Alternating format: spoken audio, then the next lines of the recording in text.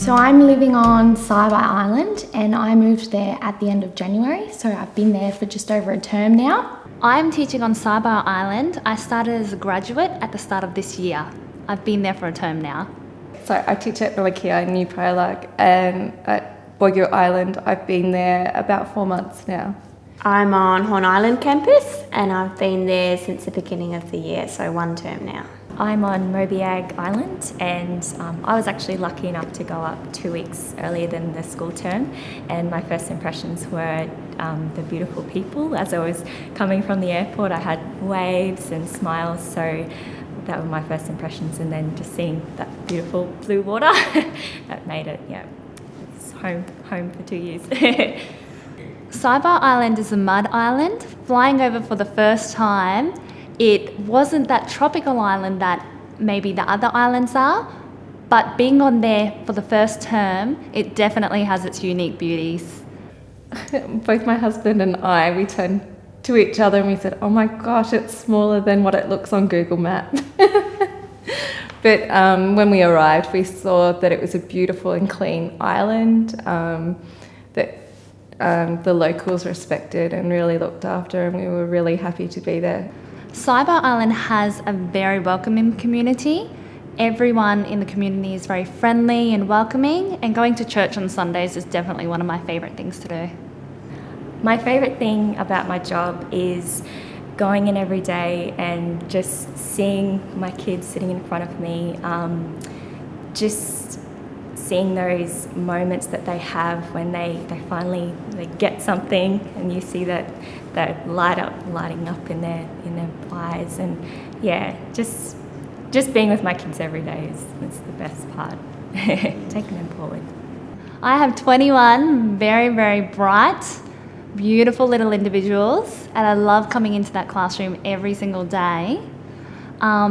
It does have its challenges, but it does bring its successes as well.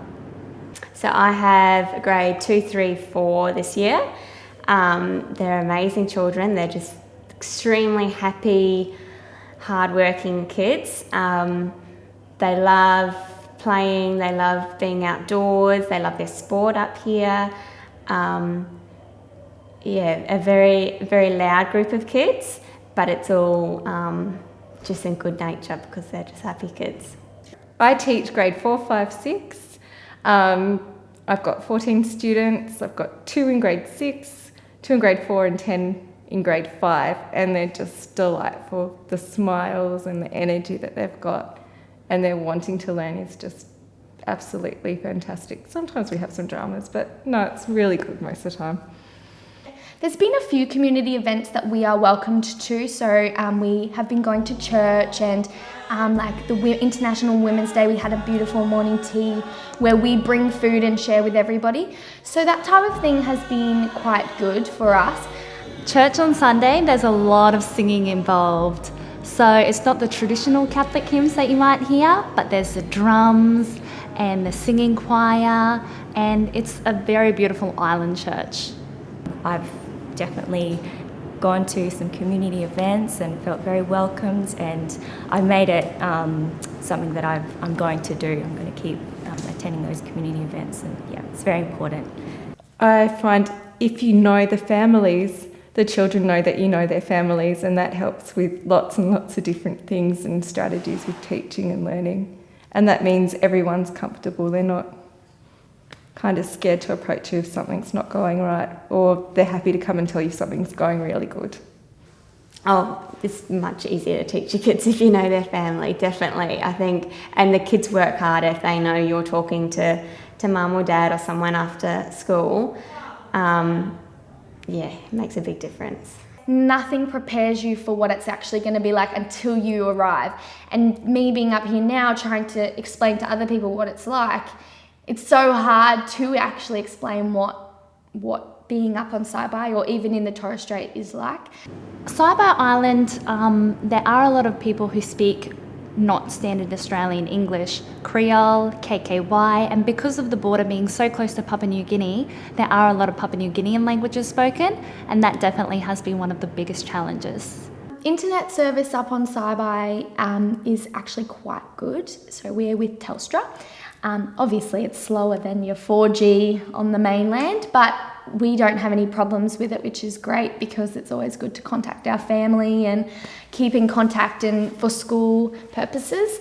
Come with an open heart and just bring all that you have from your beginning teacher experiences and just hit the ground running, because it's a wonderful place to learn. I've got amazing support here. My HOC and Tagai have been so supportive, so it's an amazing place to learn.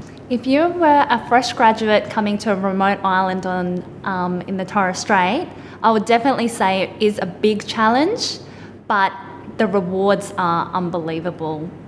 I have learnt so much in the last term, and I can't imagine that teachers on the mainland, beginning teachers on the mainland, would get the same experiences that I'm getting in Saibai. Favourite part of the Torres Strait so far have probably been the people, I think.